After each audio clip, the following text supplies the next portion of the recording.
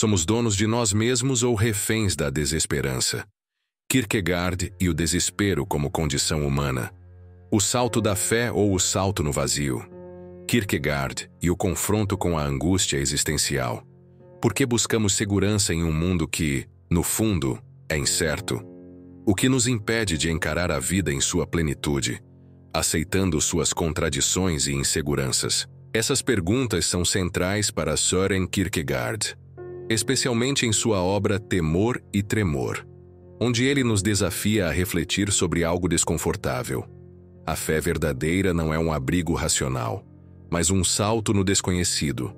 Kierkegaard parte da figura bíblica de Abraão, chamado por Deus a sacrificar seu filho Isaque. Para ele, Abraão não é simplesmente um exemplo de obediência cega, mas a personificação do paradoxo da fé. Abraão caminha até o altar sem garantias, sem explicações, sem promessas visíveis de que aquilo que está prestes a fazer faz algum sentido. Ele vive a angústia total, pois enfrenta um pedido que contraria tanto a ética universal quanto seus próprios sentimentos humanos. Mesmo assim, confia. Mas o que isso nos diz hoje? Vivemos em uma sociedade que busca segurança em dados, lógica, planejamento e controle. Cada passo precisa ser calculado, cada decisão precisa ter garantias. Fugimos da incerteza como quem foge da morte. A fé, nesse contexto, tende a ser reduzida a sistemas fechados, dogmas confortáveis, promessas de felicidade. Mas Kierkegaard desmonta essa visão simplista.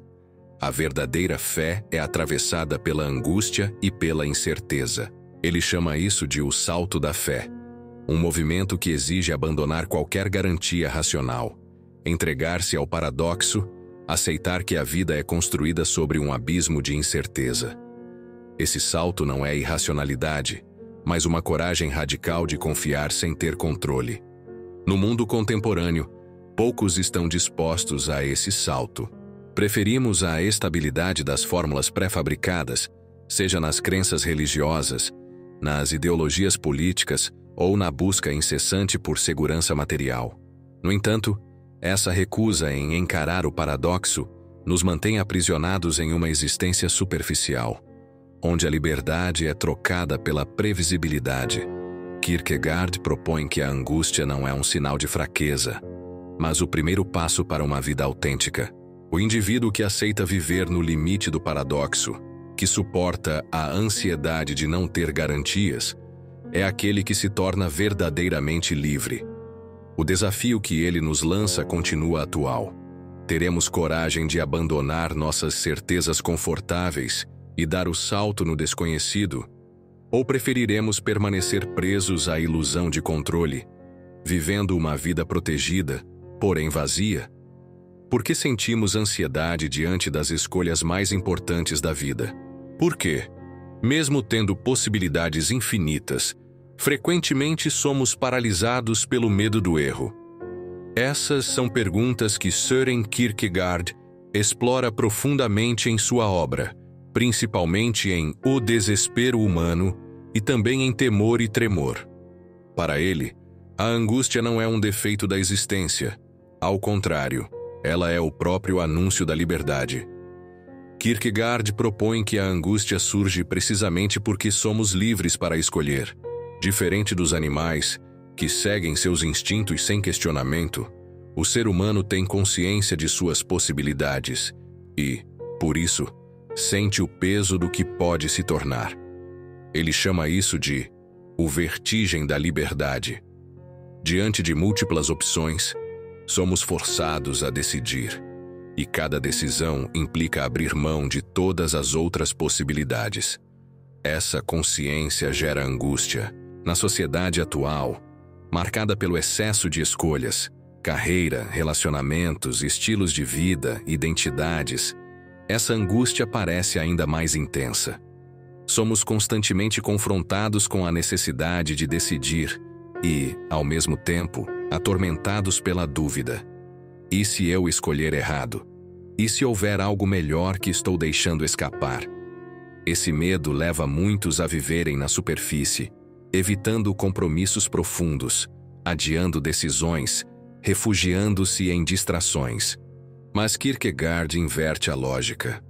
Ele afirma que a angústia não deve ser evitada, mas enfrentada e compreendida. É na angústia que a liberdade humana se revela.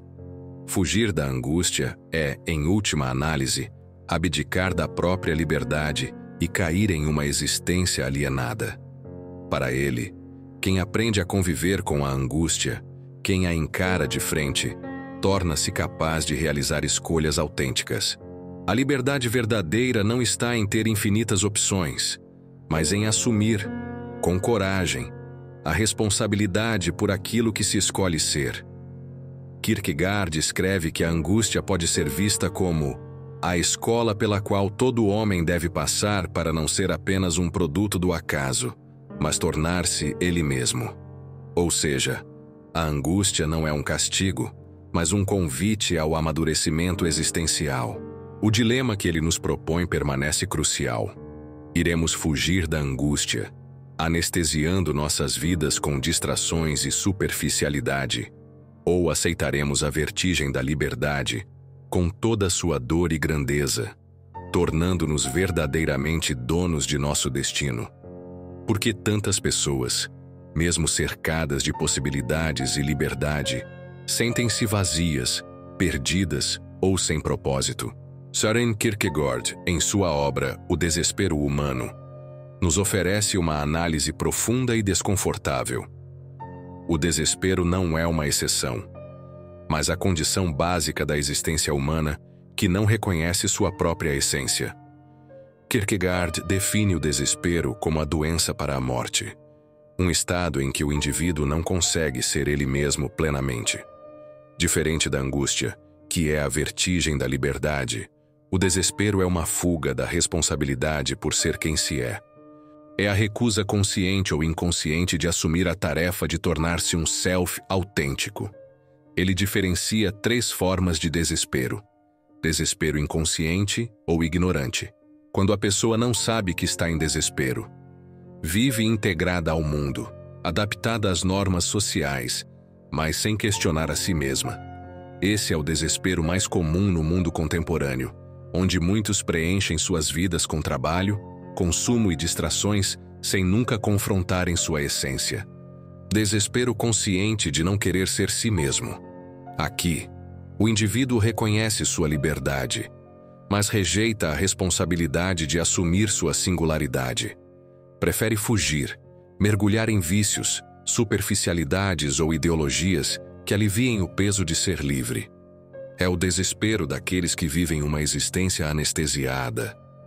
Desespero consciente de querer ser si mesmo sem Deus.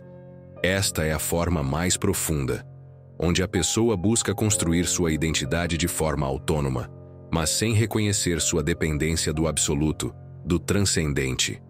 Para Kierkegaard, é um desespero que tenta afirmar uma liberdade total sem fundamento. No mundo contemporâneo, esses tipos de desespero se manifestam em crises de identidade, vazio existencial, ansiedade generalizada e na constante sensação de inadequação. Vivemos em uma cultura que exalta a autonomia, mas não oferece ferramentas para lidar com a responsabilidade que essa liberdade exige. Kierkegaard não vê o desespero como um fim, mas como um chamado. Ele propõe que, ao reconhecer o desespero, o indivíduo pode iniciar o caminho da reconciliação consigo mesmo e com o transcendente. É nesse reconhecimento que nasce a possibilidade da fé verdadeira, não como crença cega, mas como aceitação do paradoxo humano. A pergunta que ele nos deixa é decisiva. Estamos dispostos a encarar nosso próprio desespero, assumir a responsabilidade de sermos quem somos, ou continuaremos reféns das distrações que nos afastam de nossa essência? O que guia nossas escolhas diárias? O prazer imediato ou um compromisso profundo com quem desejamos ser?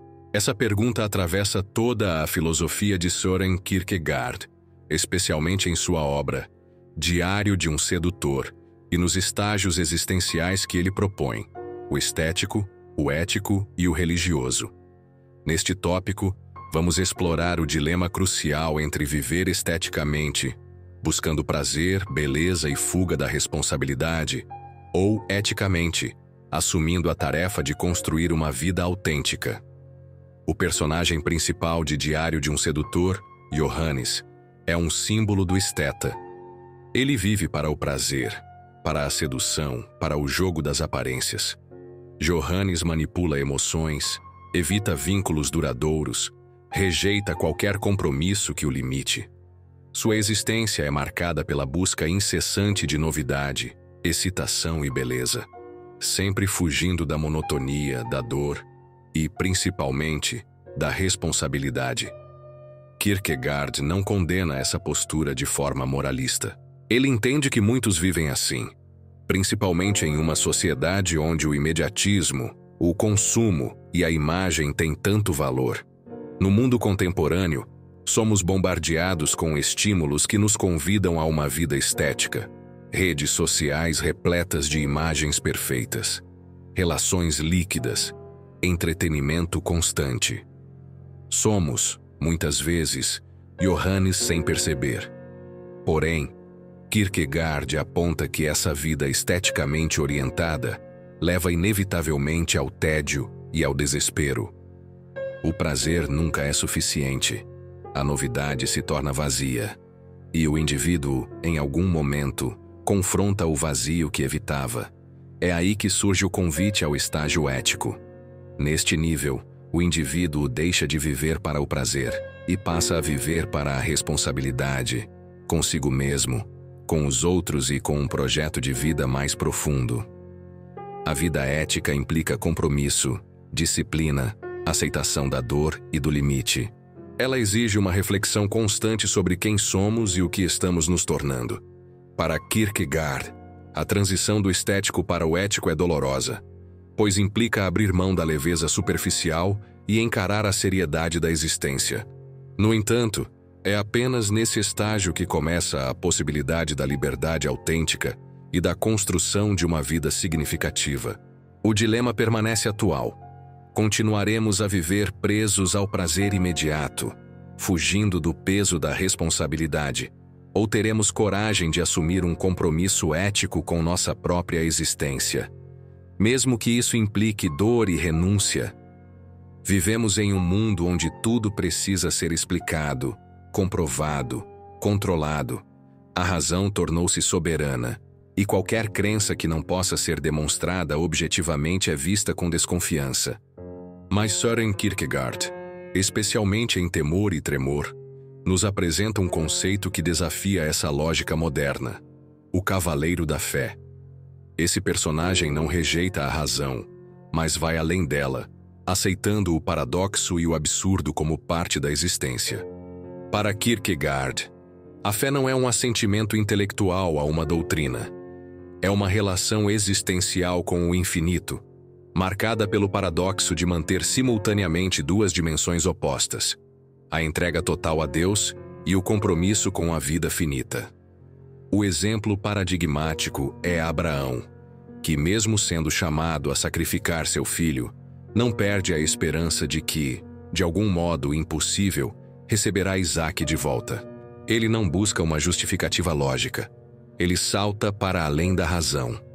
No mundo contemporâneo, essa concepção parece quase impraticável. Vivemos presos à exigência de garantias, evitando o risco do paradoxo. A fé, quando presente, tende a ser diluída em certezas confortáveis ou reduzida a regras morais. O espaço para o mistério e para o absurdo foi severamente encurtado.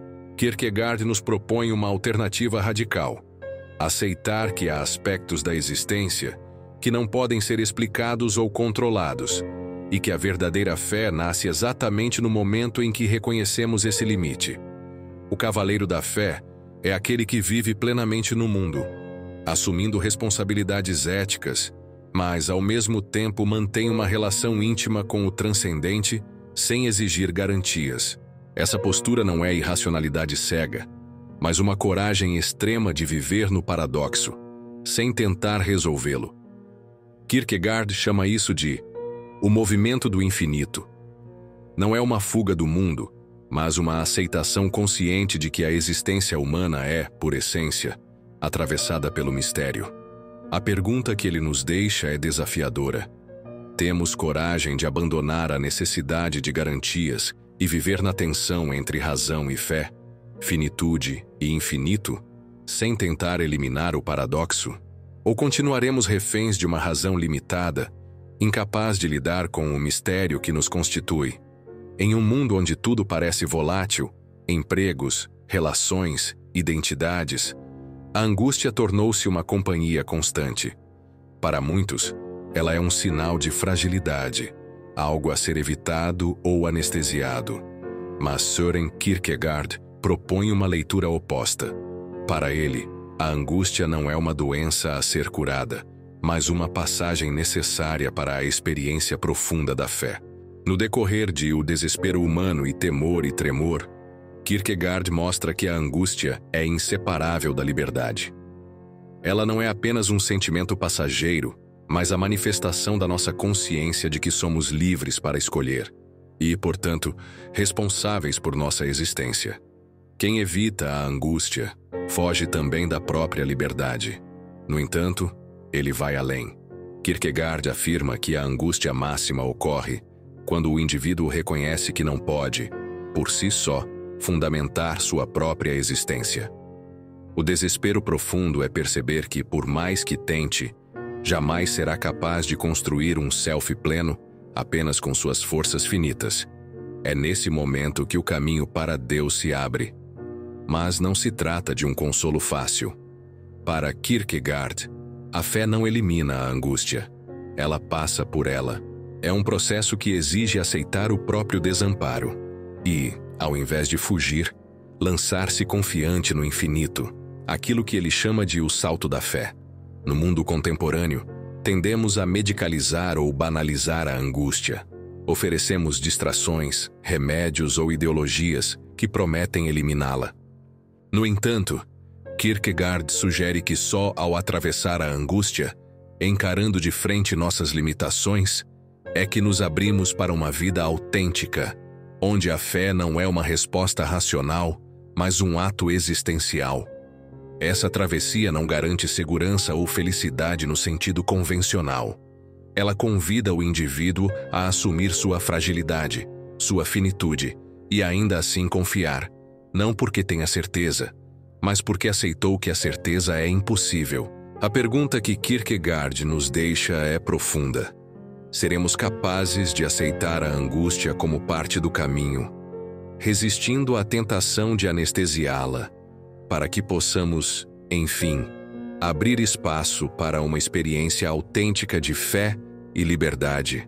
A ética da singularidade. Kierkegaard e o indivíduo diante da multidão. Em tempos em que as redes sociais, a opinião pública e a lógica da maioria parecem guiar os comportamentos, surge uma questão fundamental: o quanto somos realmente indivíduos e o quanto somos apenas reflexos da multidão. Essa é uma das principais preocupações de Søren Kierkegaard e é explorada profundamente em suas obras, especialmente na distinção entre vida estética, ética e religiosa. Para Kierkegaard, vivemos sob uma constante tentação, a de dissolver nossa singularidade no coletivo, de fugir da responsabilidade de sermos nós mesmos através da conformidade. A multidão oferece conforto. Nela, as decisões são tomadas por nós, as opiniões já estão prontas, e o risco de ser diferente é evitado. Mas Kierkegaard insiste: a verdadeira existência ética começa quando o indivíduo rompe com essa segurança ilusória. Assumir a singularidade é um ato ético e corajoso, porque exige uma ruptura com o anonimato da massa e uma responsabilidade radical diante de si mesmo e do transcendente. No mundo contemporâneo, essa reflexão se torna ainda mais pertinente. Vivemos em uma cultura onde as tendências, os números de curtidas, os algoritmos e as expectativas sociais exercem uma pressão silenciosa, mas constante. Somos incentivados a pensar como todos, consumir como todos, viver como todos e, assim, evitamos o desconforto de encarar nossa liberdade. Para Kierkegaard, no entanto, Essa fuga tem um preço alto, o esvaziamento do self. Quando deixamos que a multidão decida por nós, abrimos mão da possibilidade de uma vida autêntica e madura. Ele propõe que cada indivíduo se coloque diante de si mesmo, assumindo a tarefa árdua de construir uma existência com base em escolhas próprias, guiadas não pela aprovação social, mas por um compromisso ético e espiritual. Ele escreve: a multidão é a mentira, não no sentido de que devemos rejeitar o convívio social, mas no sentido de que, ao seguir cegamente a maioria, corremos o risco de perder a conexão com nossa essência singular. A pergunta que Kierkegaard nos deixa é clara e urgente. Seremos capazes de resistir à sedução da multidão e assumir, com responsabilidade e coragem, o caminho da singularidade, mesmo sabendo que esse caminho é solitário, difícil e sem garantias? Vivemos tempos marcados por relações cada vez mais fluidas e utilitárias. O amor, muitas vezes, é reduzido a troca, interesse ou satisfação pessoal. Mas Søren Kierkegaard, especialmente em suas obras éticas e religiosas, apresenta uma concepção de amor radicalmente distinta. Um amor ético, comprometido, que transcende o desejo e a utilidade. Para Kierkegaard, amar verdadeiramente é um ato ético profundo, porque implica reconhecer a singularidade do outro sem tentar controlá-lo, usá-lo ou reduzi-lo a um objeto de prazer ou status. Diferente do amor estético, que busca satisfação própria, o amor ético exige responsabilidade, entrega e renúncia ao egoísmo. No mundo contemporâneo, essa concepção é desafiadora. As relações são cada vez mais marcadas por impermanência, por uma lógica de consumo emocional, onde o outro é valorizado enquanto atende às expectativas individuais. Kierkegaard denuncia esse tipo de relação como mais uma forma de desespero, um modo de evitar o compromisso real com o outro e, por consequência, consigo mesmo. Ele propõe que o verdadeiro amor exige um salto ético, um compromisso que não depende de sentimentos momentâneos ou vantagens, mas de uma decisão consciente de amar, mesmo quando isso não traz retorno imediato. É nesse amor que o indivíduo encontra um caminho para superar o desespero da alienação e da superficialidade. Além disso, Kierkegaard aponta que esse amor ético não se restringe aos relacionamentos românticos, mas se estende à relação com todos os outros. Um amor ao próximo que reconhece a dignidade única de cada ser humano, independentemente de conveniência ou afinidade. Essa perspectiva ressoa com força no presente, onde o individualismo extremo e a busca por satisfação pessoal minam vínculos profundos. Kierkegaard nos convida a recuperar um amor que não teme o compromisso, que enfrenta o risco da entrega e que vê no outro não um meio, mas um fim em si. A pergunta final que ele nos deixa é desafiadora. Seremos capazes de abandonar a lógica do amor utilitário e assumir, com coragem, o amor ético, que exige responsabilidade, renúncia e reconhecimento da liberdade do outro? Ou continuaremos presos ao desespero da superficialidade, fugindo do verdadeiro encontro com o próximo?